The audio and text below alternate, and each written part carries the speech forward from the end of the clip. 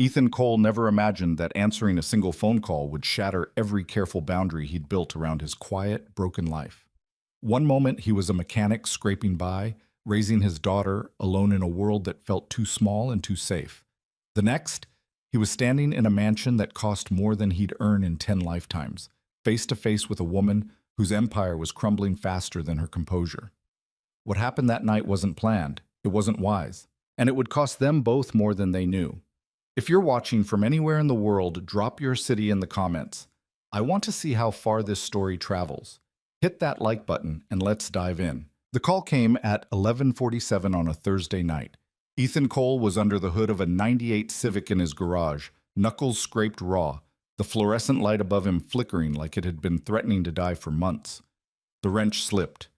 He cursed under his breath, wiped his hands on a rag that was more grease than fabric, and heard his phone buzzing somewhere under a pile of invoices he'd been ignoring for 2 weeks. He almost didn't answer. The number wasn't saved. Out of state. Probably spam. But something made him swipe to accept, and a voice he didn't recognize came through, clipped and professional in a way that made his spine straighten. "Is this Ethan Cole?" "Yeah, who's asking?" "My name is Gerald Hines. I'm head of security for the Voss estate. We have a situation and your name came up in our contractor files from 3 years ago. I need you here, tonight." Ethan frowned, the phone pressed to his ear while he leaned against the workbench. "The Voss estate? I did some HVAC work there once. What kind of situation are we talking about?" There was a pause on the other end. Not hesitation, calculation.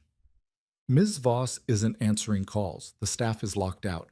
We can't reach her and she's not responding to security checks. I need someone who's been inside the property before, someone who knows the layout, and someone who can handle this quietly." Ethan's chest tightened. "You're telling me you can't get into your own building?" "She changed the codes, the gates, the doors, the security panels, everything. And before you ask, no, we're not breaking down the door. Not until we know what we're dealing with. So call the police." "Mr. Cole," the voice sharpened. "Ms. Adrienne Voss is one of the most prominent executives in this state. If we escalate this incorrectly and she's fine, it becomes a media disaster. If we don't, and something's happened to her, we're liable. You worked on her system. You know the override protocols. I'm asking you to come here and help us make sure she's safe. Discreetly." Ethan rubbed his face with one hand, exhaustion settling into his bones. He glanced at the clock on the wall. It was late.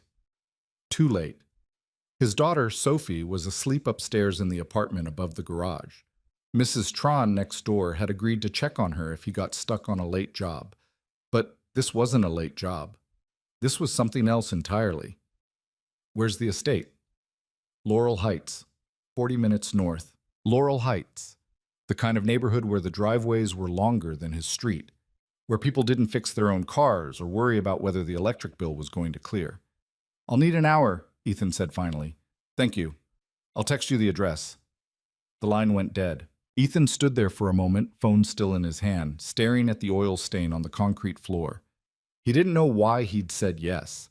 Maybe because the guy sounded genuinely worried. Maybe because 3 years ago, when he'd done that HVAC job, the estate manager had tipped him $200 cash and told him he did good work. Maybe because he was tired of every day looking exactly the same. Or maybe because he was just stupid enough to think he could step into someone else's world for a few hours and walk back out unscathed. He grabbed his jacket, checked on Sophie one more time. She was curled up with her stuffed rabbit, breathing soft and steady, and sent a quick text to Mrs. Tran. Then he climbed into his truck, a battered Ford that coughed twice before the engine turned over, and headed north. The city fell away behind him. Streetlights gave way to long stretches of dark road lined with trees that looked older than the country itself. The GPS led him through gates that opened automatically, past driveways that branched off into private estates he couldn't see from the road. Eventually, he turned onto a narrow lane marked only by a brass plaque that read Voss. The driveway was a quarter-mile long. When the house came into view, Ethan felt something cold settle in his stomach. It wasn't a house. It was a statement. Glass and steel and stone, perched on a hillside like it was daring the world to look away. Every window glowed faintly from interior lighting, but there was no movement, no signs of life. A man in a dark suit was waiting at the front gate. Tall, gray-haired, expression locked somewhere between concern and control. Gerald Hines, Ethan assumed. He parked the truck and got out. The air was cooler up here, sharper, the kind of quiet that felt expensive. Mr. Cole. Hines extended a hand. His grip was firm, businesslike. Thank you for coming.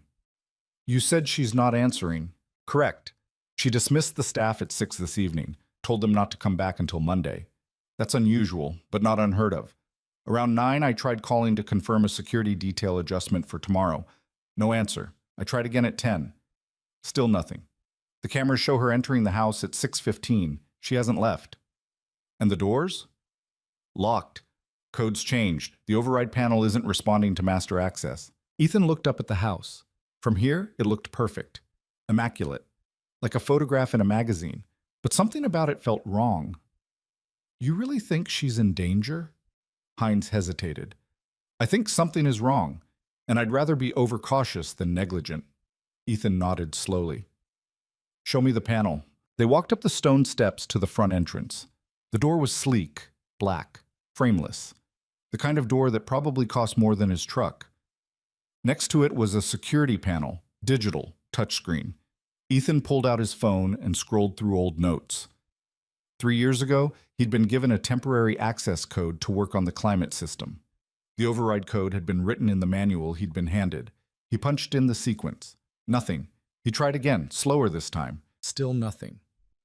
She changed everything, Hines said quietly. I told you. Ethan stared at the panel, thinking. Then he looked at Hines. There's a service entrance on the east side, HVAC access. If she didn't change that lock, lead the way. They circled the house, their footsteps echoing on the stone path. The service entrance was tucked behind a wall of hedges, barely visible unless you knew it was there. Ethan crouched down, checked the lock. It was mechanical, old-fashioned, the kind of thing that didn't get updated because it wasn't part of the main security grid. He pulled a tension wrench and a pick from his jacket pocket. Hines raised an eyebrow. You carry lockpicks? I work on old cars. You'd be surprised how often I need to get into a locked trunk. He worked the pins carefully, feeling for the give. Besides, if she's in trouble, I'm not waiting for a locksmith. The lock clicked. The door swung open. Inside, the house was silent. Ethan stepped through first, Hines close behind. They were in a narrow hallway that led to the mechanical room. The air was cool, temperature-controlled. Everything smelled clean, sterile almost. No dust, no clutter, just expensive emptiness. Ms. Voss? Hines called out. His voice echoed. No response. They moved through the hallway into the main floor. The space opened up into a massive living area with floor-to-ceiling windows that overlooked the valley below. The city lights glittered in the distance like scattered stars. The furniture was modern, minimal. Everything looked like it had been staged for a photo shoot. And sitting on the floor in the center of the room, barefoot, her back against the base of a white leather couch, was Adrienne Voss. She wasn't moving. Ethan's heart kicked hard against his ribs. He crossed the room in 3 strides, dropping to one knee beside her. Ms. Voss, can you hear me? Her eyes opened, slowly, like she'd been somewhere far away and it was taking effort to come back. She looked at him, through him. Her face was pale, her hair, dark, shoulder length, usually immaculate in the photos he'd seen online, was loose and tangled. She was wearing a silk robe, cream-colored, tied loosely at the waist. Her hands were resting in her lap, and there was a nearly empty bottle of wine on the floor beside her. Who are you? She said. Her voice was quiet, flat. My name's Ethan Cole. I did some work here a few years back. Mr. Hines called me. He was worried. She looked past him at Hines, who was standing a respectful distance away, his expression carefully neutral. I told you to leave me alone, Gerald. You weren't answering your phone, ma'am. Because I didn't want to talk. With respect, Hines said carefully, you locked everyone out and went silent. That's a security concern. Adrienne laughed. It was a brittle sound, sharp around the edges. A security concern. Right, because heaven forbid the CEO has a breakdown in private. Ethan glanced at Hines, then back at her. Are you hurt? No. Do you need medical attention? No. Then why are you sitting on the floor in the dark? She looked at him then, really looked at him, and something flickered behind her eyes. Anger, maybe, or exhaustion. Because I can. Because for once in my life, I don't have to perform for anyone. Is that allowed, or do I need to file a request in triplicate? Ethan sat back on his heels. You're allowed. Hines cleared his throat. Ms. Voss, if you're all right, we'll leave you alone. But I need you to confirm that you're safe and that you don't need... I'm fine, Gerald. Go home. Ma'am, I said go home. Hines hesitated. He looked at Ethan, then back at Adrienne. I'll be outside if you need me. He left. The silence that followed was thick and uncomfortable. Ethan stayed where he was, crouched on the floor a few feet away from her. He didn't know what he was supposed to do. Walk out? Call someone? Pretend this wasn't the strangest situation he'd ever been in? You can leave too, Adrienne said without looking at him. I know. So why are you still here? Because you're sitting on the floor in a bathrobe at midnight, and I'm pretty sure that's not normal for you. She turned her head, meeting his eyes. Hers were red-rimmed. Not from crying, exactly. More like she'd been holding tears back for so long that her body had given up trying. You don't know me, she said. No, I don't. Then don't pretend to care. Ethan stood up slowly, brushing off his knees. He looked around the room. Everything was perfect, too perfect, like a museum. You're right. I don't know you, but I know what it looks like when someone's had a really bad day. A bad day. She laughed again, softer this time. That's one way to put it. He walked over to the windows, looking out at the view. Hell of a place to have a bad day. It's just a house. It's a mansion. Same thing. Not really. She didn't respond. Ethan turned back to her, hands in his pockets. You want to tell me what happened? Why would I do that? Because I'm a stranger. And sometimes it's easier to talk to someone who doesn't have any expectations. Adrienne stared at him for a long moment. Then she picked up the wine bottle, took a sip straight from it, and set it back down. My husband left me. Ethan blinked. When? This morning. Packed his things while I was in a meeting. Left a note on the kitchen counter. Very considerate of him. I'm sorry. Don't be. I'm not. You're sitting on the floor drinking wine in the dark. You're at least a little sorry. She glared at him, but there was no real heat behind it. We were together for 18 years, married for 12. I built a company worth $4 billion. I worked 80-hour weeks. I missed birthdays, anniversaries, vacations. I did everything I was supposed to do, and he still left. What did the note say? She hesitated. Then, in a voice that was barely above a whisper, she said, that he didn't recognize me anymore. That I'd become someone he didn't love. That he needed to find himself, whatever the hell that means. Ethan didn't say anything. There wasn't anything to say. You know what the worst part is? She continued. I don't even know if I'm upset because I lost him or because I failed at something. I don't fail, ever. And now I'm sitting here wondering if I even loved him or if I just loved the idea of having a life that looked successful from the outside. She looked up at him, her expression raw and unguarded in a way that felt dangerous. So there, that's my bad day. Happy now? Ethan crossed the room and sat down on the floor a few feet away from her. Not close enough to invade her space, just close enough to be present. Not really, he said.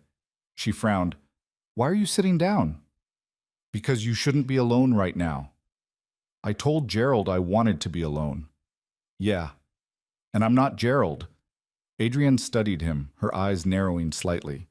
What are you exactly, some kind of good Samaritan? I'm a mechanic. I fix things. I'm not a car. I know.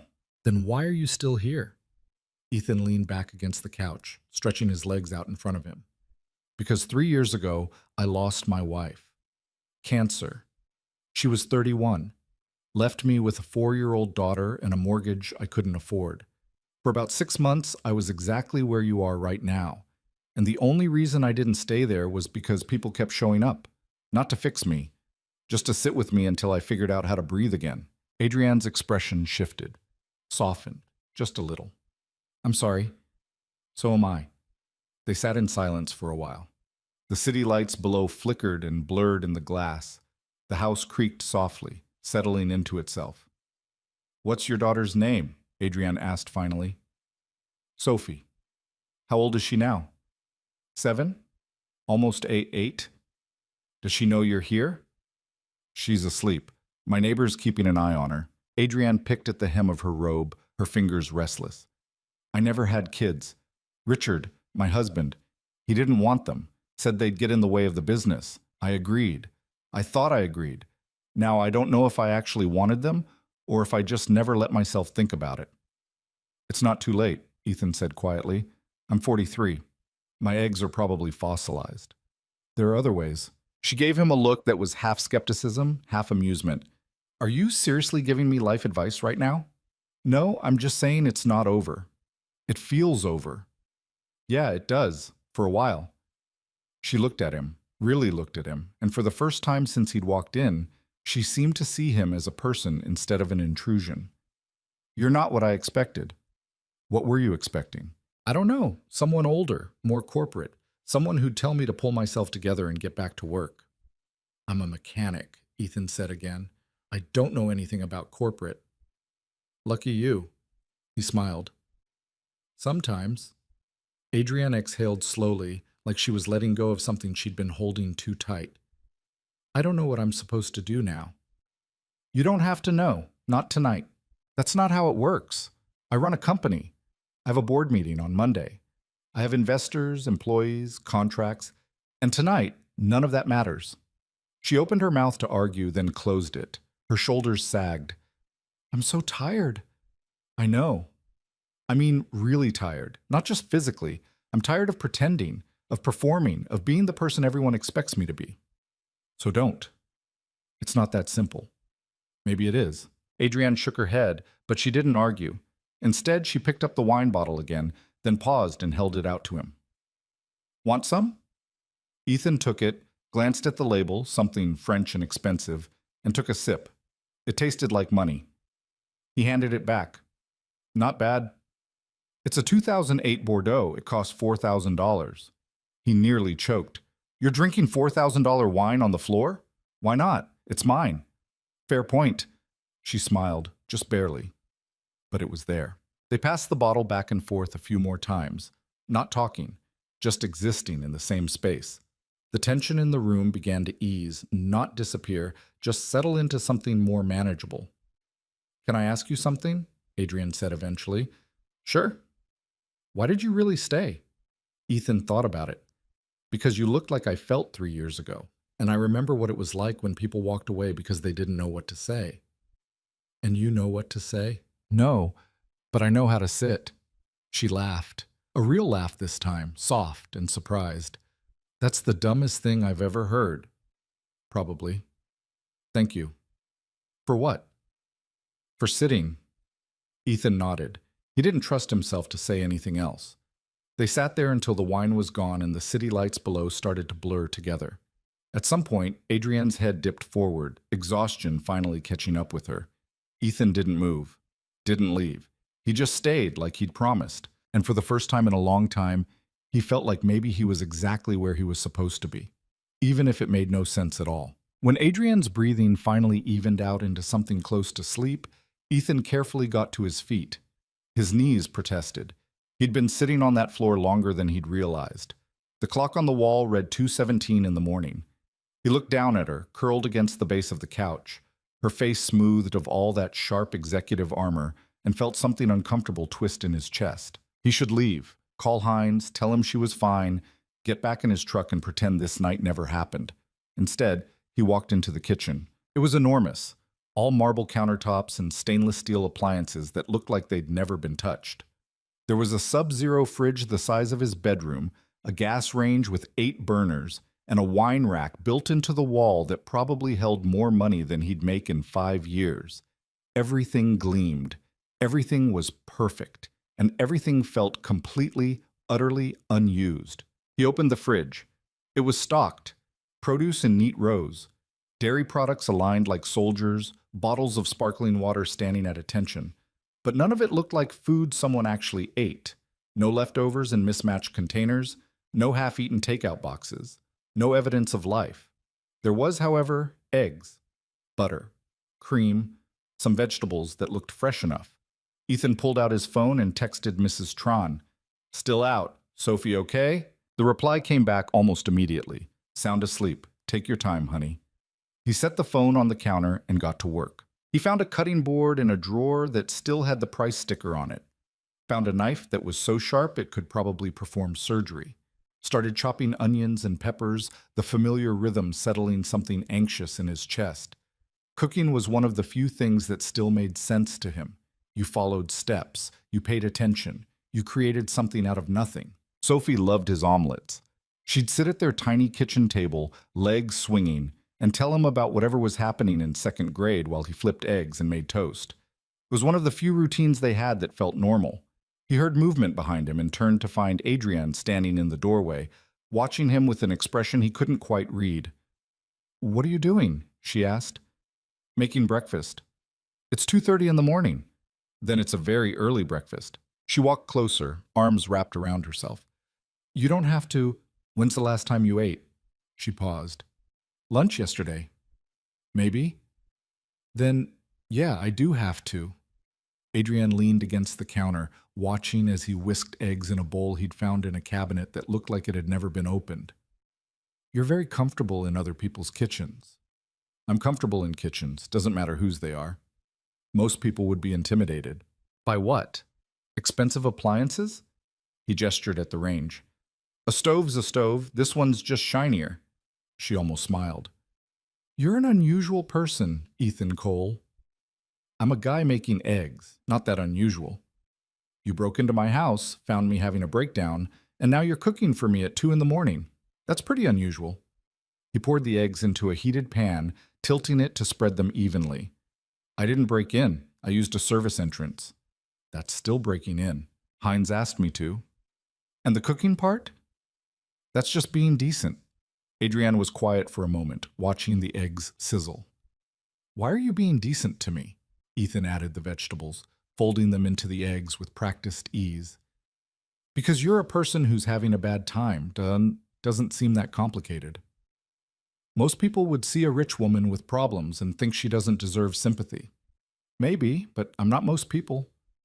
"No," she said softly. "You're not." He plated the omelet, found some bread in the pantry that was probably artisanal or organic or whatever rich people called their bread, and made toast. Set it all on the counter in front of her with a fork he'd pulled from a drawer, organized so precisely it looked like an art installation. Adrienne stared at the plate like she didn't know what to do with it. "It's just food," Ethan said. "You're allowed to eat it." "I know that." "Then eat." She picked up the fork slowly, cut a small piece, and took a bite. Her eyes closed. For a second, she didn't say anything. Then, "This is really good." "It's eggs. It's the first thing that's tasted like anything in months." Ethan leaned against the opposite counter, watching her eat. She didn't pick at it like he'd expected. She ate like someone who'd forgotten what hungry felt like, and was just now remembering. "You cook for your daughter?" she asked between bites. "Every day." "Well, every day I'm not working late." "What is she like?" "Mac and cheese, pancakes, anything with chicken nuggets." He smiled. "She's 7. Her palate's not exactly refined." "Does she know about her mother?" The question hit harder than he'd expected. "Yeah, she knows. She was 4 when Anna died, so her memories are kind of blurry. But she knows." "That must be hard." "It is.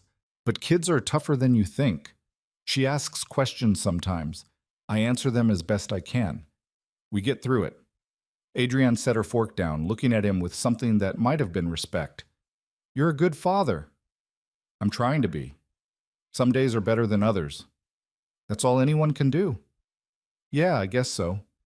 She finished the omelet and pushed the plate away, leaning back in her chair. "Thank you." "You're welcome. I mean it. I can't remember the last time someone did something for me without wanting something in return." Ethan shrugged. "I don't want anything. Everyone wants something." "Not tonight." She studied him, her eyes searching his face for cracks, for angles, for the catch. And when she didn't find one, something in her expression shifted, softened. "You're not like the people I usually deal with." "I'd hope not. Most of the people I deal with have broken transmissions." That got a laugh out of her, a real one. "You're funny." "Not really. I'm just tired enough that I don't have a filter." "I like it." They stood there in the kitchen, the silence stretching between them, but not uncomfortable this time.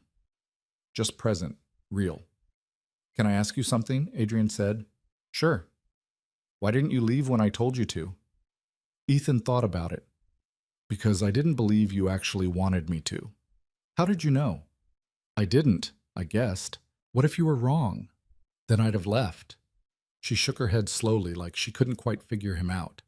I've been around manipulative people my whole life. Investors who smile while they gut your company. Executives who compliment you while planning your downfall. People who say one thing and mean another, and you show up, a complete stranger, and you're just straightforward, honest. It's disorienting. I don't have the energy to be anything else. Life's too short to play games. My whole life is games. Then maybe you need a different life. Adrienne's smile faded. It's not that simple. Why not? Because I've built something.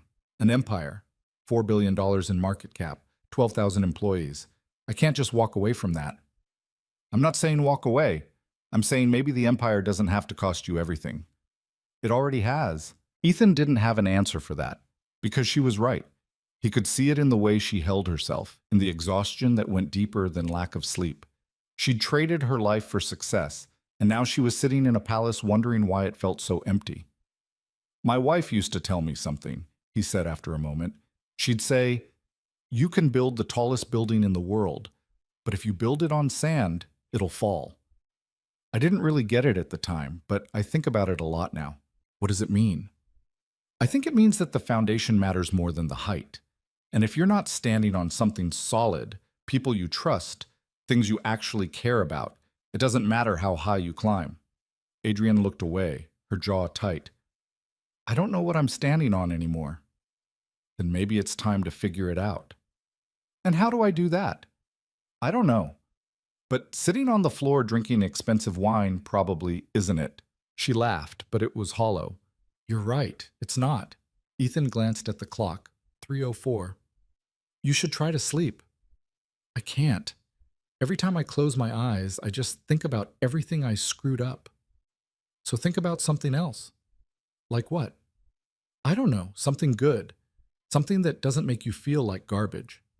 Adrienne considered that. I can't remember the last time I thought about something good. Then start small. What's one thing in your life that doesn't suck right now? She thought for a long time.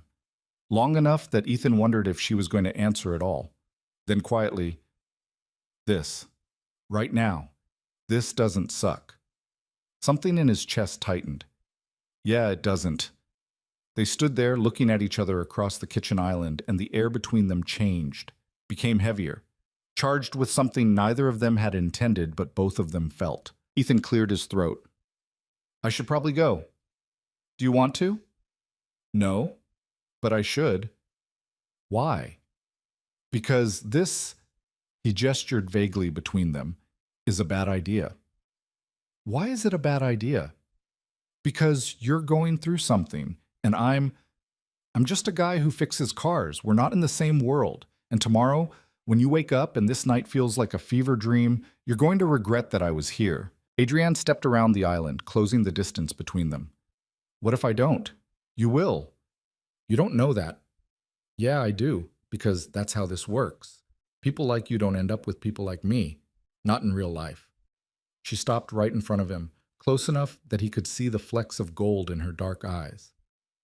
What if I'm tired of real life? What if I want something that doesn't make sense for once? Adrienne, I haven't felt like a person in years, Ethan. I felt like a brand, a logo, something people invest in or tear down depending on the quarter. And tonight, for the first time in longer than I can remember, I feel human. Because of you. So don't tell me this is a bad idea. Don't tell me I'm going to regret it. Just... She stopped, her voice cracking. Just stay. Ethan's heart was pounding so hard he thought she might be able to hear it. Every rational part of his brain was screaming at him to walk out the door, to get in his truck, to go home to his daughter and his life and the careful boundaries he'd built to keep himself from getting hurt again. But the other part, the part that had been lonely for so long, he'd almost forgotten what it felt like to want someone. That part was louder. I don't know how to do this, he said quietly. Neither do I. Then maybe we shouldn't. Or maybe that's exactly why we should. He looked at her, really looked at her, and saw someone just as scared and just as broken as he was. Someone who'd built walls so high she'd forgotten what it felt like to let someone in. Someone who was asking him, a stranger, to be brave enough for both of them. And against every bit of sense he had left, he stayed. She reached up, her hand hesitating just before it touched his face, like she was giving him one last chance to step away. He didn't. Her palm settled against his cheek, warm and tentative, and he leaned into it without thinking. "This is stupid," he murmured. "I know. We're going to regret this. Probably. Then why are we doing it?" She smiled, sad and small. "Because I don't want to be alone tonight, and I don't think you do either." She was right. He hated that she was right, but she was. He kissed her. It wasn't smooth or cinematic. It was messy and desperate and tasted like wine and regret and something that felt dangerously close to hope. Her hands fisted in his shirt, pulling him closer, and he wrapped his arms around her like she might disappear if he let go. They stumbled backward, knocking into the counter, and she laughed, a breathless, surprised sound, before kissing him again. His hands found the tie of her robe, and she didn't stop him, didn't pull away, just held on tighter like she was drowning and he was the only solid thing left. "Upstairs," she whispered against his mouth. He nodded, not trusting himself to speak, and she took his hand and led him through the house, up a staircase that curved like something out of a movie, down a hallway lined with art he didn't recognize, into a bedroom that was bigger than his entire apartment. The bed was massive, covered in white linens that looked like they'd never been slept in. Everything was pristine, perfect, cold. But when she turned to face him, pulling him down onto the bed with her, none of that mattered. For a while, there was no empire, no dead wife, no daughter asleep 40 minutes away, no consequences waiting in the morning light. There was just the two of them, trying to fill the emptiness inside themselves with something that felt, for a few desperate hours, like it might be enough. Later, much later, Ethan lay awake, staring at the ceiling while Adrienne slept beside him. The room was still dark, but he could see the faint glow of dawn starting to creep through the curtains. His phone was buzzing somewhere in the pile of clothes on the floor. He ignored it. What had he done? He turned his head, looking at her. In sleep, she looked younger, less guarded. The hard edges she wore like armor were gone, leaving behind someone who looked fragile and human and heartbreakingly real. He'd crossed a line tonight, a big one, the kind of line you didn't come back from, and the worst part was, he didn't regret it. He should. He knew he should, but lying there in the dark, listening to her breathe, all he felt was a strange, painful kind of peace. Like he'd been holding his breath for 3 years and had just now remembered how to exhale. His phone buzzed again. He slipped out of bed carefully, trying not to wake her, and found it in his jeans pocket. 3 missed calls from Mrs. Tran. A text. "Sophie's up, asking for you. Everything okay?" His stomach dropped. He typed back quickly. "On my way. Sorry. Be there in 40 minutes. He dressed quietly, every movement feeling like a betrayal. When he was done, he stood at the edge of the bed, looking down at Adrienne one last time. He should wake her, should say something, should at least leave a note. But what would he say? "Thanks for the night. Sorry I'm a coward who's sneaking out before you wake up because I have no idea how to deal with what just happened." Instead, he walked out, down the stairs, through the house that felt even emptier now than it had before, out the front door where Gerald Hines was standing by a black sedan, arms crossed, expression unreadable. "Mr. Cole." Ethan stopped. "She's fine. She's sleeping." "I'm sure she is." There was something in Hines's tone that made Ethan's jaw tighten. "You got something to say?" "Just that Ms. Voss is going through a difficult time, and people in difficult times make choices they wouldn't normally make." "Meaning?" "Meaning whatever happened in there tonight, it's not real, and pretending it is will only hurt both of you." Ethan stared at him. "You're giving me relationship advice?" "I'm giving you a reality check. You're a mechanic from the city. She's one of the most powerful women in the state. This isn't a fairy tale. It's a mistake." "Maybe. But it's our mistake to make." Hines's expression didn't change. "Just don't expect it to mean anything tomorrow." Ethan walked past him without another word, climbed into his truck, and drove away. The city came back into view slowly, the sun rising behind him, turning the sky shades of orange and pink that felt too pretty for how he was feeling. His phone rang. Mrs. Tron. Hey, Ethan, honey, where are you? Almost home, 10 minutes. Sophie's worried. She woke up and you weren't here. Guilt hit him like a fist. I know, I'm sorry. I got stuck on a job. At 4 in the morning? He didn't have an answer for that. I'll explain when I get there. You better. This isn't like you. She was right. It wasn't. He pulled into the alley behind his building, parked, and took the stairs 2 at a time. Mrs. Tron met him at the door, Sophie standing behind her in pajamas, clutching her stuffed rabbit. Daddy! She ran to him, and he scooped her up, holding her tight. Hey, baby, I'm sorry. I'm so sorry. Where were you? I had to help someone. In the middle of the night? Yeah, in the middle of the night. She pulled back, looking at him with those big brown eyes that were so much like Anna's. It hurt. Are you okay? I'm fine, sweetheart.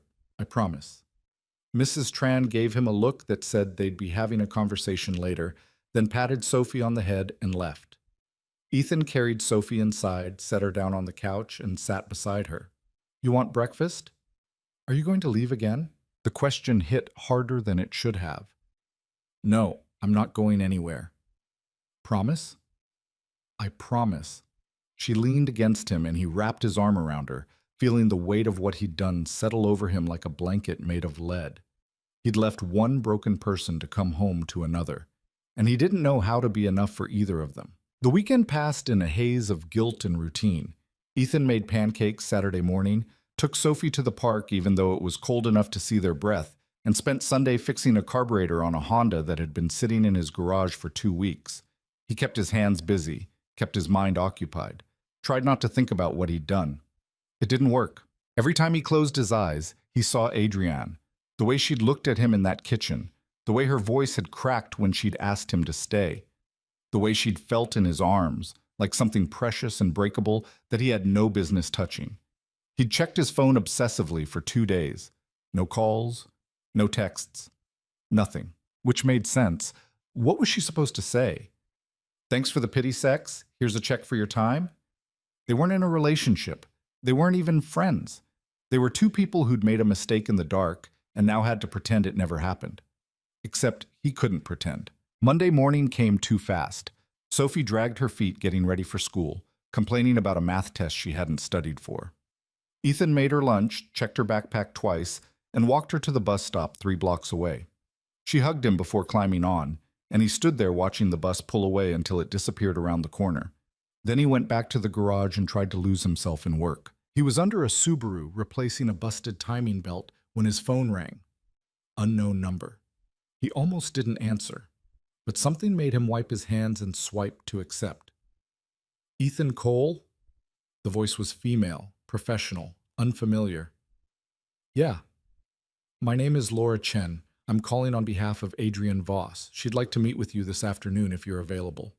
His heart kicked against his ribs. Meet with me?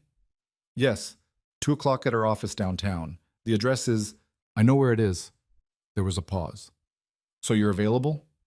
He should say no. Should tell her he was busy, that he had work, that whatever Adrienne wanted to say could be said over the phone. But instead, he heard himself say, Yeah, I'll be there. Excellent. Security will be expecting you. Have a good day, Mr. Cole. She hung up. Ethan stood there in his garage, phone in hand, grease on his shirt, and wondered what the hell he was walking into. The Voss Industries building was downtown, all glass and steel and aggressive modernity. 37 floors of corporate power that made Ethan feel small the moment he stepped through the revolving doors. The lobby was marble and chrome, filled with people in suits who looked like they'd been born knowing how to navigate spaces like this. He'd worn his cleanest jeans and a button-down shirt he usually saved for parent-teacher conferences. He still felt like he'd shown up to a black tie event in work boots. Security checked his ID, made a call, and directed him to the elevators. 35th floor. Ms. Chen will meet you. The elevator was glass-walled, offering a view of the city as it climbed. Ethan kept his eyes forward, hands in his pockets, trying to look like he belonged. By the time the doors opened on the 35th floor, his palms were sweating. Laura Chen was waiting, mid-30s, sharp suit, sharper eyes. She extended a hand. Mr. Cole, thank you for coming. Yeah, sure. She led him down a hallway lined with abstract art that probably cost more than his truck. Ms. Voss is finishing a call. She'll be with you shortly. Can I get you coffee? Water? I'm fine. Please, have a seat. She gestured to a waiting area with chairs that looked like modern art sculptures. Ethan sat, feeling the leather creak under his weight.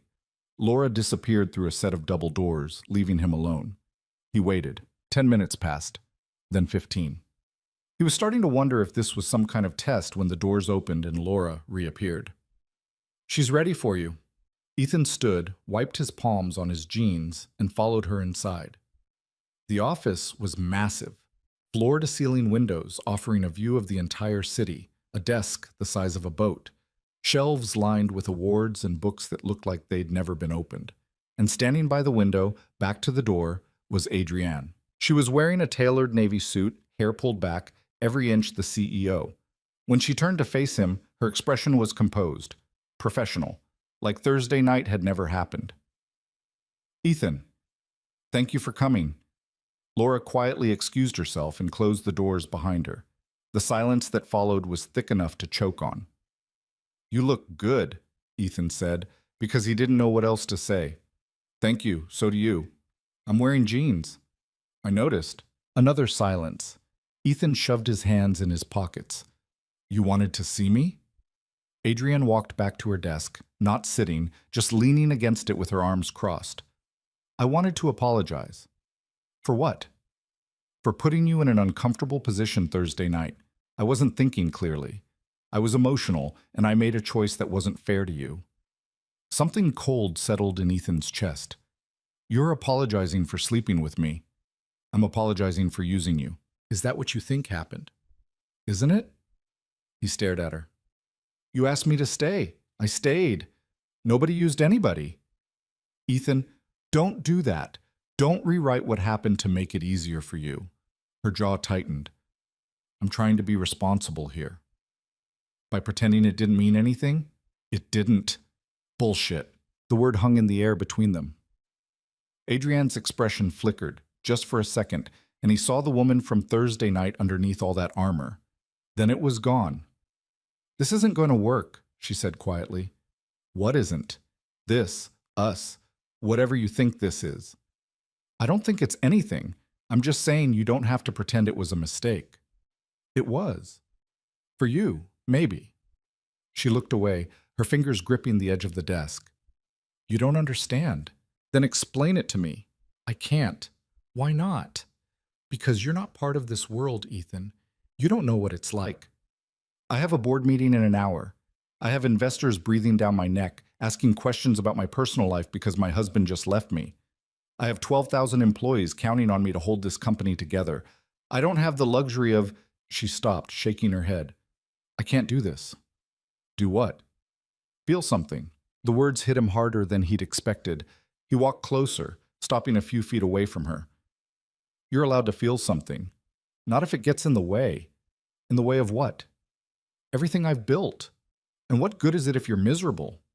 Her head snapped up, eyes flashing. You don't get to judge my choices. I'm not judging. I'm asking.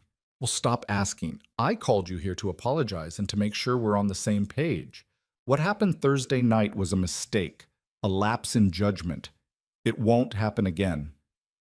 Ethan felt something crack inside him, not anger, worse, disappointment. So that's it? You're done? There's nothing to be done with. Right, because I'm just some mechanic you called in the middle of the night. That's not what I... Isn't it? He took a step back, his hands dropping to his sides. You know what? You're right. This was a mistake. I should have left when you told me to. Ethan, thanks for the apology. I'll see myself out. He turned and walked toward the doors. Wait. He stopped, his hand on the handle, but didn't turn around. I'm sorry, she said, her voice quieter now. I didn't mean for it to sound like that. How did you mean for it to sound? I don't know. I just... She exhaled, frustrated. I'm not good at this. At what? At being honest. At letting people in. At admitting that maybe I don't have everything figured out. Ethan turned around. She was still leaning against the desk, but the armor was starting to crack. He could see it in the way her shoulders sagged, in the way her fingers were white-knuckled against the wood. "Then stop pretending," he said. "It's not that simple." "It is, though. You're just scared." "Of course I'm scared." Her voice broke. "I built my entire life on being in control, on knowing exactly what I wanted and how to get it. And then you showed up, and suddenly I don't know anything anymore. I don't know what I want. I don't know who I am, and that terrifies me." Ethan crossed the room slowly, stopping in front of her. "You think I'm not scared? You seem pretty sure of yourself." "I'm not. I'm a wreck. I have a daughter I'm barely holding together for, a business that's one bad month away from going under. And I just slept with a woman I have no business being near. But you know what? I'd rather be a scared wreck who admits it than someone who pretends they have it all figured out." She looked up at him, her eyes shining. "I don't know how to do this." "Do what?" "Be with someone who sees through me." "Then don't be with me. But don't lie and say Thursday night didn't matter." "It did." "Then say it." "I just did." "Say it like you mean it." Adrian's hands came up, gripping his shirt, pulling him closer. "It mattered. You mattered. Is that what you want to hear?" "Only if it's true." "It's true." Her voice was barely a whisper. "It's so true it scares the hell out of me." He kissed her. Right there in her office, with the city spread out behind them and a board meeting waiting and every rational reason in the world to walk away. He kissed her like he was trying to prove something, to her, to himself, to the universe that kept throwing them together. When they broke apart, both of them were breathing hard. "This is insane," she said. "Yeah. We barely know each other." "I know. I'm still your boss, technically." "You're not my boss. You're a client I did work for 3 years ago." "That's a technicality." "It's the truth." She laughed, shaky and breathless. "What are we doing?" "I have no idea." "That's not reassuring." "It's honest." She rested her forehead against his chest, and he wrapped his arms around her, holding her like she might disappear if he let go. For a long moment they just stood there, two people who had no business fitting together but somehow did anyway. "I have a meeting," she said eventually. "I know. I can't cancel." "I know that too." She pulled back, looking up at him. "Can I see you again?" "You want to?" "Yes." "When?" "Tonight?" Ethan thought about Sophie, about the homework he had to help her with and the dinner he had to make and the life he couldn't just put on hold because he'd gotten tangled up with someone who lived in a completely different world. "I have my daughter," he said. "Bring her." He blinked. "What?" "Bring her. I'd like to meet her." "Adrian, I know it's fast. I know it's probably too much. But if we're doing this, whatever this is, I want to do it right. And that means meeting the people who matter to you." Ethan didn't know what to say. He'd expected her to keep him compartmentalized, a secret, something she could hide away from the rest of her life. But here she was, asking to meet his daughter like it was the most natural thing in the world. "You sure?" he asked. "No, but I'm doing it anyway." "She's 7. She asks a lot of questions." "I can handle questions." "She might not like you." "Then I'll have to win her over." He smiled despite himself. "You're really serious about this." "I'm really serious about you." That stopped him cold. Because he'd been telling himself this was just a fling, a moment of weakness for both of them. But the way she was looking at him, like he was something solid in a world that kept shifting under her feet, made it impossible to pretend this was anything less than real. "Okay," he said. "Okay?" "Yeah. Dinner. My place. Says 6:30. Her eyes widened. "Your place?" "You wanted to meet Sophie. She lives at my place." "Right. Of course." She looked suddenly nervous. "What should I bring?" "Just yourself." "That's it?" "That's it." She nodded, smoothing down her suit like she was preparing for battle. "Okay, 6:30. I'll be there." "You know where I live?" "I'll have Laura find out." "Of course you will." She kissed him again, quick and almost shy. "I have to go." "I know." "Thank you for coming here, for not leaving." "Thank you for not letting me." She smiled, and for just a second, she looked like the woman he'd found on the floor Thursday night. Vulnerable, real, human. Then she straightened, pulling the armor back on, and became the CEO again. "I'll see you tonight." See you tonight. He left her office, walked past Laura Chen, who was pretending very hard not to know what had just happened, and took the elevator back down to the lobby. By the time he stepped outside, his hands were shaking. What the hell had he just agreed to? He drove back to the garage, parked, and sat in his truck for 10 minutes, staring at the steering wheel. His phone buzzed, a text from an unknown number. "This is Adrienne. Laura gave me your contact. I'm looking forward to tonight." He stared at the message, then typed back, "Me too." Another buzz. "What does Sophie like to eat?" "Mac and cheese, chicken nuggets, basically anything a 7-year-old would eat." "Got it. Should I bring wine?" "If you want. But I'm warning you, it won't be $4,000 Bordeaux. I think I'll survive." He smiled, pocketed his phone, and got out of the truck. He had 6 hours to clean his apartment, figure out what the hell he was going to cook, and mentally prepare himself for the most surreal dinner of his life. And somehow, despite every rational thought screaming at him that this was a terrible idea, he couldn't stop smiling. Sophie got off the bus at 3:15, backpack bouncing, hair escaping from the ponytail he'd put in that morning. She ran to him like she always did, and he scooped her up, spinning her once before setting her down. "How was school?" "Boring. We had a substitute in math and she didn't know anything." "That's rough. Can we get ice cream?" "Not today. We're having company for dinner." Sophie's eyes went wide. "Who?" "A friend of mine." "What kind of friend?" Ethan hesitated. He'd been dreading this question. "A lady friend." "Like a girlfriend?" "Maybe. I don't know yet." Sophie crossed her arms, suddenly looking way older than 7. "Does she know about Mommy?" "Yeah, she knows." "Is she nice?" "I think so." "What if I don't like her?" "Then we'll deal with it. But I want you to give her a chance, okay?" Sophie considered this. "Okay. But if she's mean, I'm telling her to leave." "Deal." They walked back to the apartment together, and Ethan spent the next 2 hours cleaning like his life depended on it. He scrubbed the kitchen, vacuumed the living room, hid the pile of laundry that had been sitting on his bed for a week. He even cleaned the bathroom, which was saying something. By 6:15, the apartment looked almost presentable. He'd made spaghetti and meatballs, safe, easy, kid-friendly, and set the table with plates that actually matched. Sophie was sitting on the couch, wearing her favorite dress, the purple one with flowers, because she'd insisted on dressing up. "Do I look okay?" she asked for the 3rd time. "You look great." "What if she doesn't like me?" "Then she's an idiot." Sophie giggled. "Daddy, you can't say that. I just did." The doorbell rang.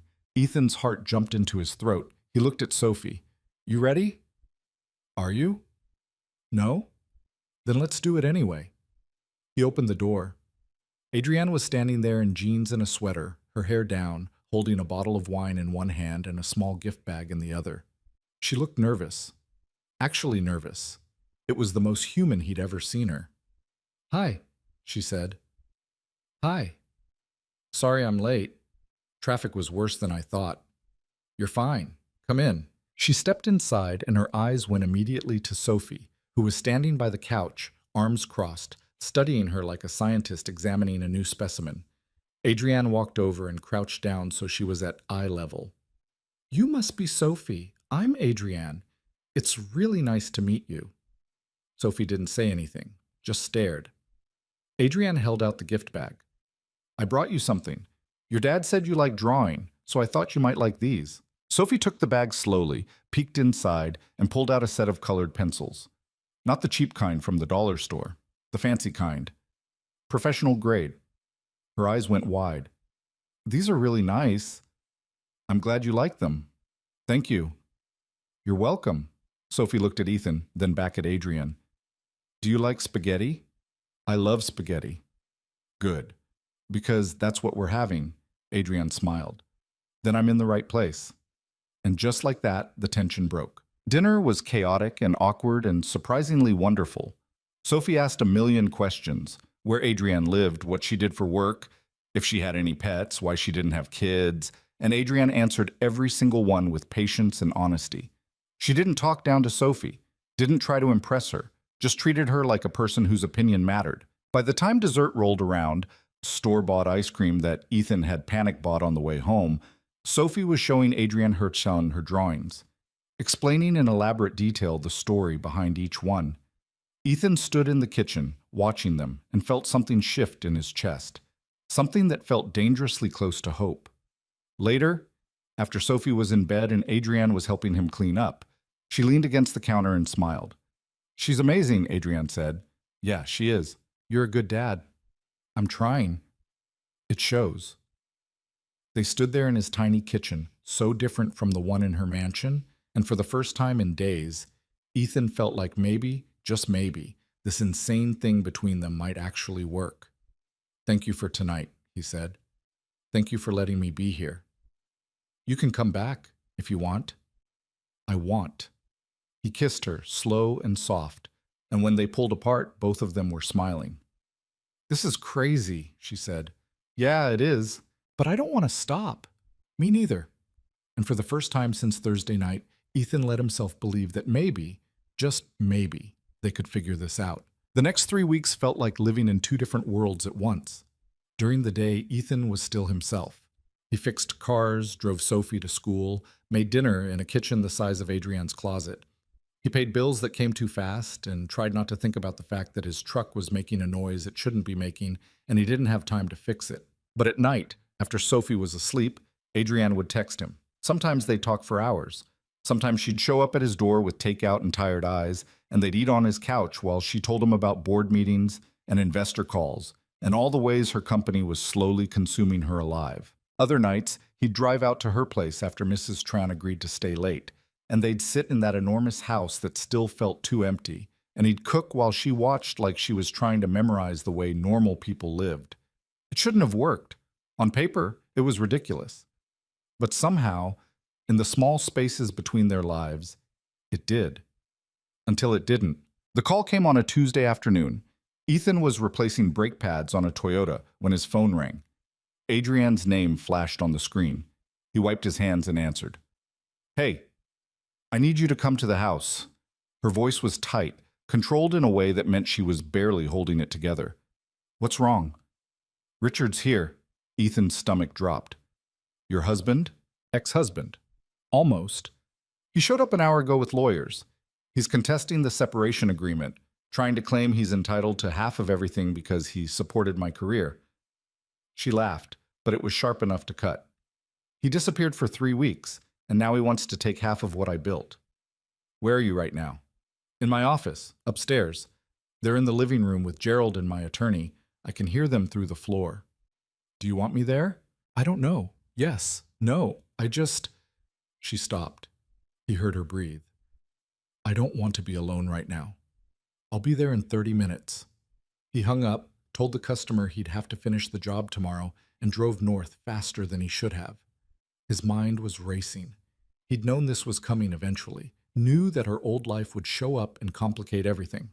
But knowing it and facing it were two different things. The gates to the estate were open when he arrived. There were 2 cars in the driveway he didn't recognize, expensive sedans with lawyer written all over them. He parked his truck next to them, feeling the contrast like a slap, and walked to the front door. Gerald opened it before he could knock. "Mr. Cole." "She called me." Gerald's expression didn't change, but something flickered in his eyes. "She's upstairs, second door on the right." Ethan climbed the stairs, his boots loud on the polished wood. He could hear voices below, sharp, professional, the kind of conversation where everyone was being polite while preparing to destroy each other. He found Adrienne in her office, sitting at the desk with her head in her hands. When she looked up and saw him, something in her face broke. He crossed the room, and she stood, and he pulled her into his arms without thinking. She held on like she was drowning. "He wants the house," she said into his chest. "The house, the cars, half the liquid assets. His lawyers are saying I emotionally abandoned him, that I prioritized work over the marriage. Like that's a crime. Like I didn't build everything we had while he was—" She stopped, pulling back, her eyes red but dry. "I'm sorry. You didn't sign up for this. It's fine." "It's not fine. This is a mess. My life is a mess." "Then let it be a mess." She laughed, brittle. "Easy for you to say." "Is it?" That stopped her. She looked at him, really looked at him. "You're right. I'm sorry. That was—" "Forget it." She walked to the window, arms wrapped around herself. "I don't know how to do this. The lawyers are saying it could take months, maybe longer." And in the meantime, Richard gets to drag my name through every tabloid and business journal in the state. The board is already asking questions. Investors are nervous.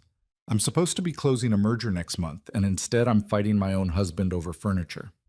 What do you want to do? I want to give him whatever he wants so he'll go away. But my lawyers say that sets a precedent, that if I cave now, he'll come back for more. So I have to fight. I have to turn my marriage into a legal battle and pretend I'm not falling apart. Ethan walked over, standing beside her at the window. Below, he could see one of the lawyers stepping outside to take a call. Expensive suit, Bluetooth earpiece, the kind of person who billed by the minute. You don't have to pretend with me, he said quietly. I know, that's the problem. How is that a problem? Because I've spent my entire life being strong, being in control, and when I'm with you, I'm not. I'm just... She shook her head. I'm just me. And I don't know if I like who that is. I do. She turned to face him. You barely know me. I know enough. You know the version of me that shows up at your apartment and eats spaghetti with your daughter. You don't know the version that fires people for missing quarterly targets. That tears apart companies and rebuilds them because it's profitable. That spends 80 hours a week in meetings and doesn't remember what it's like to take a vacation. So, that's still you. And it doesn't scare you. Why would it? Because I'm not a good person, Ethan. I'm not warm or kind or any of the things you probably think I am. I'm ruthless. I'm ambitious. I've hurt people to get where I am, and I'd do it again if I had to. He studied her, this woman who was trying so hard to push him away by being honest. You think I don't know that? Do you? Yeah, I do. And I'm still here. Why? Because everyone's got parts of themselves they're not proud of. You think I'm some saint? I've screwed up plenty. I've said things to Sophie I wish I could take back. I've let customers down. I've been angry and petty and selfish, but that doesn't mean I'm not worth knowing, and neither are you. Adrienne stared at him, her eyes shining. I don't deserve you. That's not how it works? Then how does it work? I don't know, but we'll figure it out. She kissed him then, desperate and messy, like she was trying to prove something to herself. When they broke apart, they were both breathing hard. I need to go back down there, she said. I know. Will you stay? Yeah. Even though this is going to get worse before it gets better? Yeah. She touched his face, her fingers soft against his jaw. Thank you. For what? For being here. For not running. I'm not going anywhere. She nodded, straightened her shoulders, and became the CEO again. Then she walked out of the office and down the stairs to face her almost ex-husband and the lawyers who were about to tear her life apart. Ethan stayed in the office, looking out the window at the city below, and wondered how long he could keep that promise. The legal battle dragged on for weeks. Adrienne threw herself into work, which meant she was constantly exhausted. She'd show up at Ethan's place past midnight, eyes hollow, and fall asleep on his couch while he finished cleaning the kitchen. He'd wake her gently, walk her to his bed. He'd been sleeping on the couch those nights, and cover her with a blanket. In the mornings, she'd leave before Sophie woke up, kissing him goodbye with an apology already forming on her lips. You don't have to apologize, he'd tell her every time. I feel like I'm using you. You're not. I'm taking and not giving anything back. That's not true. But he could see the guilt eating at her, could see the way she was pulling away even as she kept coming back, like she was testing how much he could take before he broke. Sophie noticed. Kids always did. Is Adrienne okay? She asked one morning over breakfast. She's dealing with some grown-up stuff. Is she going to stop coming over? I don't know, sweetheart. I like her. I know you do. Do you like her? Ethan looked at his daughter, this little person who saw everything and understood more than she should have to. Yeah, I like her a lot. Then you should tell her. It's more complicated than that. Why? Because grown-ups make things complicated. Sophie rolled her eyes, looking so much like Anna in that moment that it hurt. That's dumb. Yeah, it is. That night, Adrienne didn't show up, didn't call, didn't text. Ethan tried not to panic, told himself she was busy, that something had come up, that she'd reach out when she could. By 11, he gave in and called her. It rang 4 times before she answered. Hey. Her voice was wrong, too flat, too careful. You okay? He asked. I'm fine. You don't sound fine. I'm just tired. You want me to come over? There was a long pause. I don't think that's a good idea. Something cold settled in his chest. What's going on? Nothing. I just need some space. Space from what? From everything. From this. I can't. She stopped. He heard her breathe. I can't keep doing this, Ethan. Doing what? Pretending this is going to work. We're not pretending. Yes, we are. We're playing house. I come over, we eat dinner, we pretend we're a normal couple. But we're not. You have a daughter and a life and responsibilities. I have a company falling apart and a legal battle that's going to drag on for months. We don't fit. That's not true. It is. And the longer we keep pretending, the worse it's going to hurt when it ends. So you're just giving up? I'm being realistic. Bullshit. You're scared. Of course I'm scared. Her voice cracked. I'm terrified, Ethan, because for the first time in my life, I care about something more than work. And I don't know how to do that. I don't know how to be with you and still be the person I've spent 20 years becoming. And I can't. I can't lose myself again. I did that once with Richard, and it almost destroyed me. I'm not asking you to lose yourself, but you are. Maybe not intentionally, but you are. Because being with you means making space for something that doesn't fit my life, and I don't know if I have that space. Ethan sat down on the couch, his free hand pressed against his forehead. So what are you saying? I'm saying I need time to figure out what I want, to deal with the divorce and the company and all the things I've been ignoring because I've been focused on you. And where does that leave us? I don't know. That's not an answer. It's the only one I have. He wanted to argue, to tell her she was making a mistake, to say all the things he'd been holding back because he was afraid of pushing too hard. But the exhaustion in her voice stopped him. Okay, he said finally. Okay? Yeah. Take your time. Figure it out. I'll be here. Ethan, I'm not going anywhere, Adrienne. When you're ready, I'll be here. The silence that followed was heavy enough to crush him. Thank you, she said quietly. For what? For not making this harder than it already is. Yeah, sure. I'm sorry. I know. She hung up. Ethan sat there for a long time, staring at his phone, feeling like he'd just been punched in the chest. He should have seen this coming. Should have known that someone like her couldn't just fit into his life. That the differences between them weren't charming quirks, they were chasms. But knowing it didn't make it hurt less. The next 2 weeks were brutal. Adrienne didn't call, didn't text, didn't show up at his door. Ethan threw himself into work, taking on jobs he'd normally turn down, staying in the garage until his hands were too sore to hold a wrench. Sophie noticed.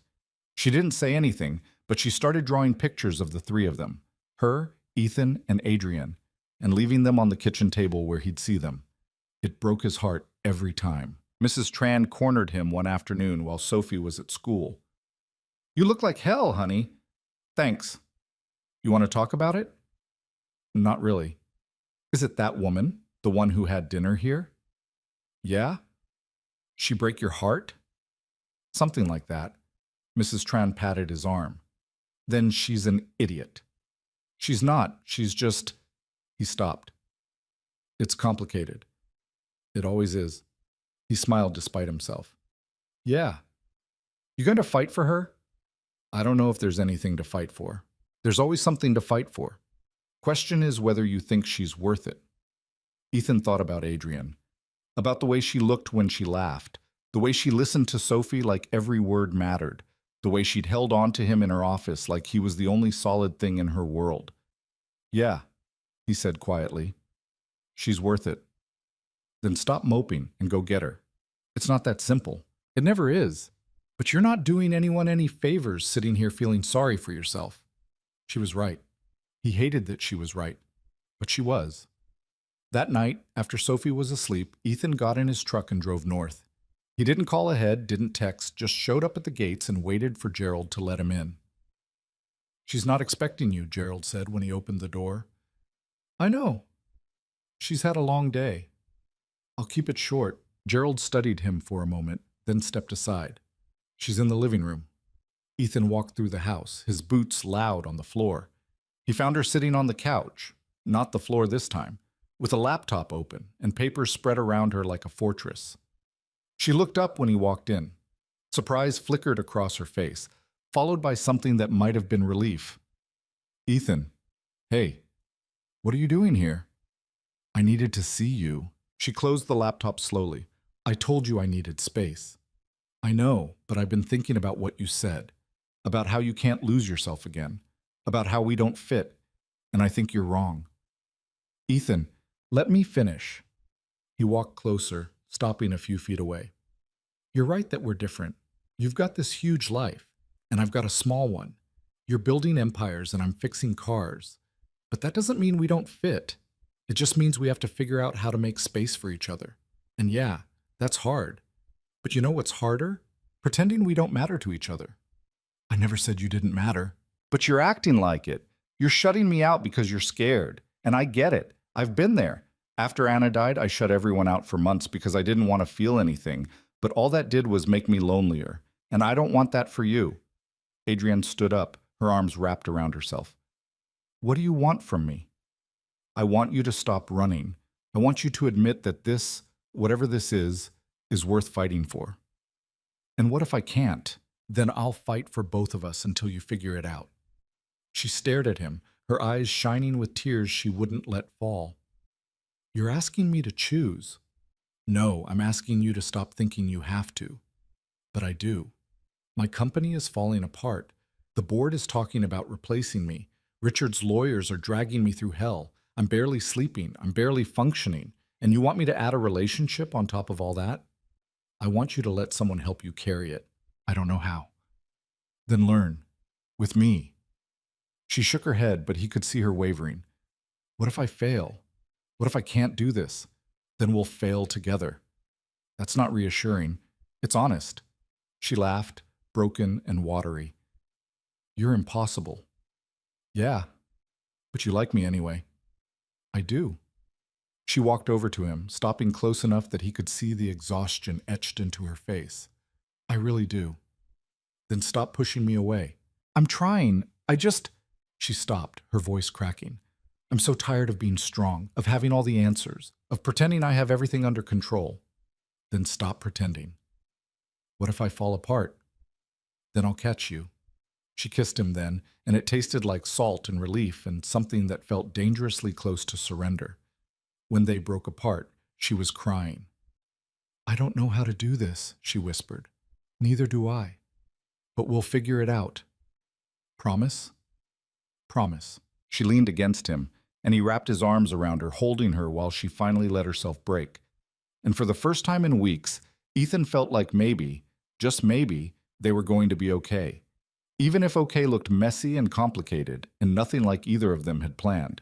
They stood like that for a long time, her face pressed against his chest, his arms wrapped around her like he could hold all her broken pieces together through sheer will. Eventually, her breathing steadied. The tears stopped. She pulled back, wiping her face with the back of her hand. I'm a mess, she said. Yeah, you are. She laughed, watery but genuine. You're supposed to say I'm not. I don't lie to make people feel better. I know. That's one of the things She stopped, looked away. Never mind. One of the things you what? She shook her head. It's too soon to say it. Say it anyway. I can't. Why not? Because once I say it, it becomes real. And if it's real, then it can hurt me.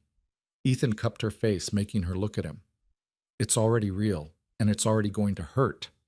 That's how this works. But at least we'll be honest about it. Adrienne stared at him, her eyes searching his face.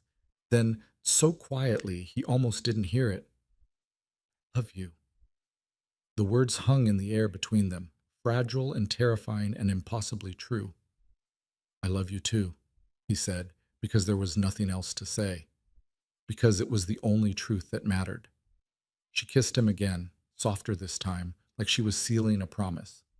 When they broke apart, she was smiling, actually smiling. What now? She asked. Now we figure it out, one day at a time. That sounds exhausting. It probably will be. Good thing I'm used to exhausting. They spent the rest of the night talking, really talking. about what they wanted, what they were afraid of, how to make space for each other without either of them disappearing. It wasn't a perfect conversation. There were moments of frustration, of misunderstanding, of both of them falling back into old patterns. But they worked through it, slowly, messily, together. By the time dawn started creeping through the windows, they'd made a plan. Not a perfect one. Not even a good one. But a plan that felt possible. Adrienne would stop trying to do everything alone. She'd delegate more at work, set boundaries with the lawyers, and actually take time for herself. For them. Ethan would stop waiting for her to fit into his world and start making room for her in it. That meant Sophie needed to understand this was serious. That Adrienne wasn't just some woman who showed up occasionally. She was part of their lives now. It all sounded reasonable in theory. Reality, as always, was more complicated. The first test came 2 days later when Adrienne showed up at Ethan's apartment after work with her laptop and a stack of contracts she needed to review. Sophie was at the kitchen table doing homework, and when Adrienne walked in, she didn't hide her work. Didn't pretend to be someone she wasn't. "I have about 2 hours of reading to do," she said. "Is it okay if I work while you guys have dinner?" Sophie looked up from her math worksheet. "Are you staying for dinner? If that's okay with you." "What are we having?" "Whatever your dad makes." Sophie considered this. "Okay, but you have to help me with my math after." Adrienne blinked. "I can do that?" "Good, because I don't understand fractions and Dad's bad at explaining." Ethan opened his mouth to protest, then closed it. "She's not wrong." Adrienne smiled, set her laptop on the counter, and sat down next to Sophie. "Show me what you're working on." For the next hour, while Ethan made chicken stir-fry, Adrienne walked Sophie through fractions with the same focus and patience she probably used in board meetings. She didn't dumb it down, didn't treat Sophie like a kid who couldn't understand complex concepts. She just explained it clearly, step by step, until Sophie got it. By the time dinner was ready, Sophie was beaming. "You're really good at math," she said. "I had to be. My job involves a lot of numbers." "What's your job?" "I run a company." "What kind of company?" "We make software that helps other companies manage their data." Sophie wrinkled her nose. "That sounds boring." Adrienne laughed. "It kind of is, but it pays for things like these." She pulled out her phone and showed Sophie a picture of her house. Sophie's eyes went wide. "You live there?" "Yeah. It's huge." "It is." "Is it lonely?" The question hung in the air. Ethan looked over from the stove and Adrienne met his eyes. Then she looked back at Sophie. "Sometimes," she said honestly, "but it's getting less lonely." Sophie nodded, satisfied with that answer. Good. They ate dinner together, the three of them, and it felt normal in a way that terrified Ethan. Because normal meant he was getting used to this. Meant Sophie was getting attached. Meant that if things fell apart, it wouldn't just be him picking up the pieces. After dinner, Sophie wanted to show Adrienne her drawings. The new ones she'd made with the fancy colored pencils. Adrienne sat on the floor with her, examining each one seriously, asking questions about the stories behind them. Ethan cleaned up the kitchen, watching them, and felt something settle in his chest, something that felt like family. Later, after Sophie was in bed, Adrienne finished her contract review at the kitchen table while Ethan sat across from her, sketching out a design for a custom exhaust system a customer had requested. They worked in comfortable silence, occasionally looking up to meet each other's eyes and smile. "This is nice," Adrienne said eventually. "What is?" "This. Just existing together. I've never had that with anyone." "Not even with Richard?" She shook her head. "Richard and I were always performing. Even when we were alone, we were playing roles, the power couple, the success story. We never just were." "And this feels different?" "Completely." Ethan set down his pencil. "Can I ask you something?" "Sure." "What are we doing here? Long term, I mean. Because Sophie's getting attached, and I need to know if you're planning to stick around or if this is just—" "I'm not going anywhere," she said firmly. "I know I freaked out a couple weeks ago. I know I pushed you away. But I meant what I said. I love you, and that means I'm in this. For real. Even when it gets hard? Especially when it gets hard." He reached across the table, and she took his hand. "Okay, then we're doing this. We're doing this." The divorce proceedings stretched on for another month. Richard's lawyers were relentless, dragging out every negotiation, contesting every asset. The media caught wind of it, and suddenly Adrienne's personal life was tabloid fodder. Pictures of her leaving her office, speculation about why her marriage fell apart, opinion pieces about whether women could really have it all. Ethan hated it, hated seeing her name dragged through the mud, hated the way she'd come home because his apartment had become home to her somehow, exhausted and defeated. But she didn't break, didn't run. She fought, and slowly, things started shifting in her favor. Her lawyers found discrepancies in Richard's claims, found evidence that he'd been planning this for months, that he'd been moving money into hidden accounts, positioning himself for a bigger payout. When they presented it to the judge, Richard's case fell apart. The final settlement was decided on a Friday afternoon. Adrienne called Ethan from outside the courthouse. "It's done," she said. "What did you get?" "Everything that was mine.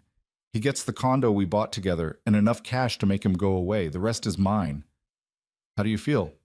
"Lighter and angry and relieved and exhausted." "Come home." There was a pause. "Home?" "Yeah, come home. We're making spaghetti." She laughed, and it sounded like freedom. "I'll be there in 20 minutes. That night, they celebrated with cheap wine and pasta and Sophie showing off her latest math test, a 93, which she insisted was all because of Adrienne's tutoring. They watched a movie, some animated thing about talking animals, and fell asleep on the couch in a pile. Ethan woke up at midnight with Sophie sprawled across his lap and Adrienne's head on his shoulder. He looked at them, his daughter and this woman who'd crashed into his life and refused to leave, and felt something he hadn't felt in years. Peace. But peace, as he was learning, didn't mean easy. The next challenge came from an unexpected direction. Sophie's school called on a Tuesday morning to tell Ethan that his daughter had been in a fight. She'd punched another kid during recess and was being sent home for the day. Ethan picked her up from the principal's office, stomach tight with worry. Sophie sat in the passenger seat, arms crossed, refusing to look at him. "You want to tell me what happened?" he asked.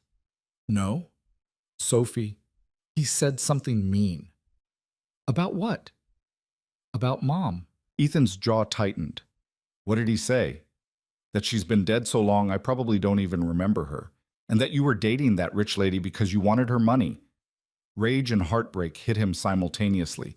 He pulled into a parking lot and turned to face her. "Sophie, look at me." She did, her eyes red but defiant. "First, punching people is not okay, you know that. He deserved it. Maybe, but you still don't get to hit people.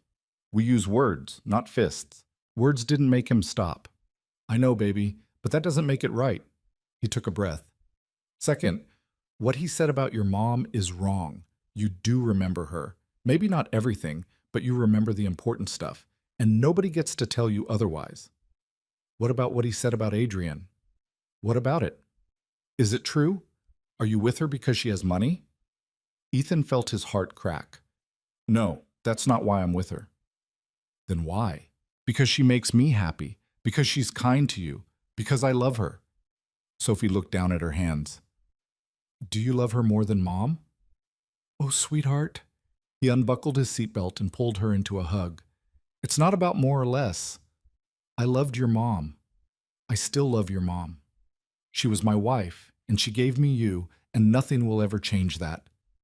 But she's gone, and I'm still here, and I'm allowed to love someone else without it meaning I loved her any less." "But what if you forget about her?" "I won't. We won't. Your mom is part of us, always. But that doesn't mean we can't have new people in our lives too." Sophie cried into his shoulder, and he held her, rubbing her back the way he had when she was little and had nightmares. When she finally pulled away, her face was blotchy and her nose was running.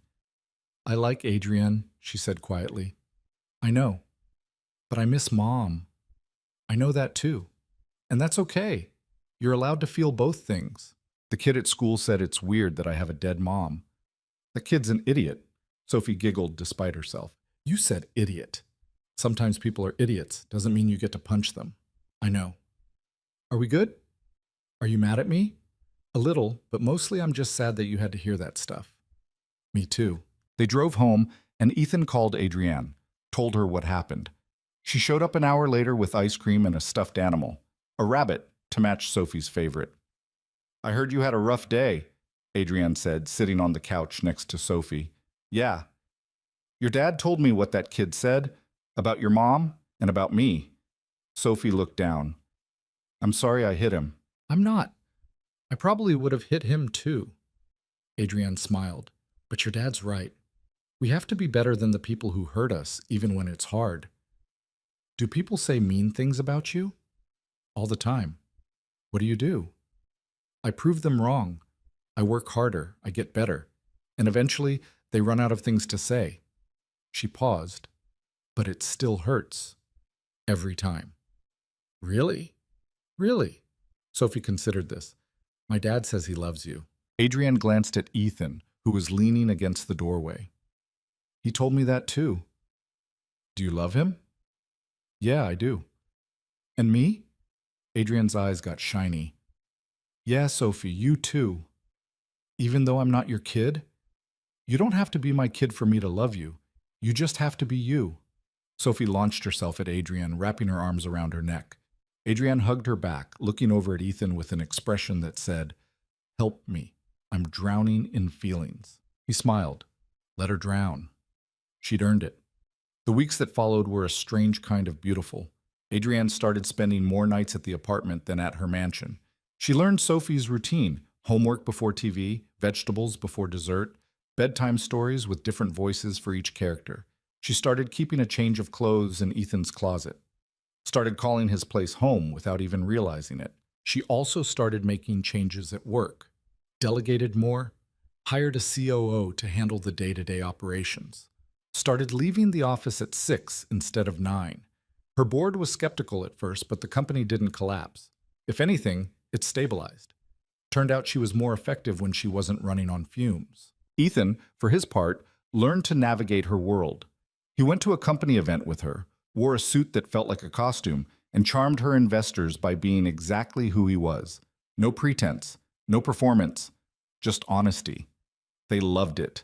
One of them even brought his Porsche to Ethan's garage the next week. On a Sunday morning in late spring, 6 months after that first phone call, Ethan woke up to find Adrienne and Sophie in the kitchen making pancakes, or trying to.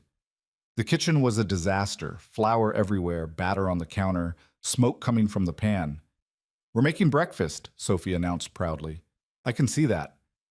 Adrienne said she'd never made pancakes before. Clearly, Adrienne flipped a pancake, which immediately fell apart. This is harder than it looks. You run a $4 billion company but can't flip a pancake? Apparently not. Ethan took over, salvaging what he could, while Sophie and Adrienne sat at the table, covered in flour and laughing. They ate burned pancakes and didn't care. Made plans for the day. Park, then lunch, then maybe a movie. It was ordinary, unremarkable, perfect. That night, after Sophie was asleep, Adrienne and Ethan sat on the fire escape outside his apartment, looking at the city lights. I've been thinking, she said. About? Selling the house. He turned to look at her. Your house? Yeah, it's too big, too empty, and I'm never there anymore. Where would you go? She looked at him. I was hoping you'd let me stay here. Here? This apartment? Too fast? No, I just... He stopped. Are you sure? I've never been more sure of anything. What about your stuff, your life? My life is here, with you and Sophie. Everything else is just things. Ethan pulled her close, kissing the top of her head. Yeah, you can stay. Just like that? Just like that. She laughed, pressing her face into his neck. I love you. I love you too. They sat there for a while, watching the city breathe below them, and Ethan thought about how far they'd come.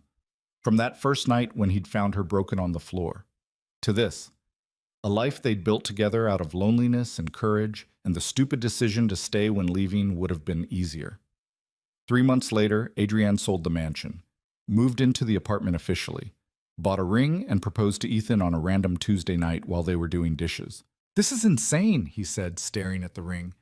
I know. We've known each other less than a year. I know that too. What if we're making a mistake? Then we'll make it together. He kissed her, soapy hands and all. Yeah, let's make mistakes together. They got married 6 months later in a small ceremony with just Sophie, Mrs. Tran, a few close friends, and Gerald, who cried during the vows and refused to admit it later. Adrian wore a simple white dress. Ethan wore the same suit from the company event. Sophie was the flower girl and took her job very seriously. During his vows, Ethan said, "I don't know how to promise you forever. I don't know what tomorrow looks like, but I know I want to figure it out with you, all the messy, complicated, impossible parts. I'm in, for real, for always." Adrienne said, "You showed up on the worst night of my life and refused to leave.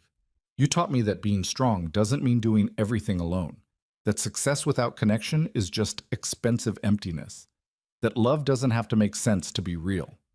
I don't have all the answers. I don't know how to be a perfect wife or a perfect stepmother, but I know how to show up. I know how to stay, and I promise I will, every single day." They kissed, Sophie cheered, Mrs. Tron cried, and Ethan realized something he should have known all along. Saving someone didn't mean fixing them. It meant staying long enough for them to remember they were worth saving. It meant showing them that being broken wasn't the same as being beyond repair. Adrienne had saved him just as much as he'd saved her.